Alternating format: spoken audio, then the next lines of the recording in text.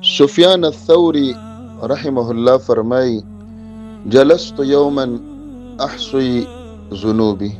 یو ورځ زه کېناستلم او خپل د ګناهونه مې شمارېدل چې دومره دي فاذا هي آلاف. زما ګناهونه په زرګونو کې وو. فجعلت اقول يا سفيان تقف بين يدي الله.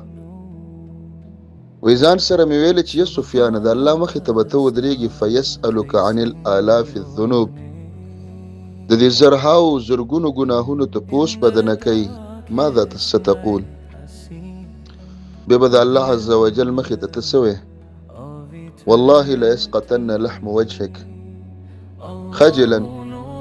الله قسم چې د مخ دا سرمنه او غوښې به دې د خجالت او د رسوایي نه راوغورځېږي. ولی ته به د الله عز وجل مخې ته ولاړې او زرګونه ګناهونه دي او الله به تا نه د یو تپوس کوي. خو بیا مې ویل سفیان عجیبه خو لا دا ده هذا ما تذکرته. دا خو لا هغه ګناهونه دي چې زرګونه دي زرهاو دي او ما ته یاد دي.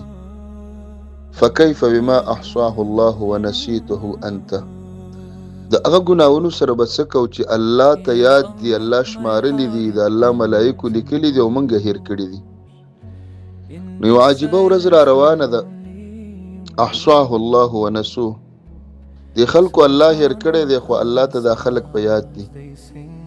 موږ نه به زمونږ ګناهونه هیرمي، موږ به منکرم شو خو الله ته په یاد دي. او که داسې وکړو چې دا خپل چې موږ ته څومره په یاد دي او دا خپل چې په خپل یې وشمارو نو چې دا څه موږ کړي دي او موږ ته په یاد دي او هغه هیر تې لرې کړو ویې باسو تې بیا موږ تباه کېږو او غرق به شو. استغفر الله ربي من كل ذنب وأتوب إليه.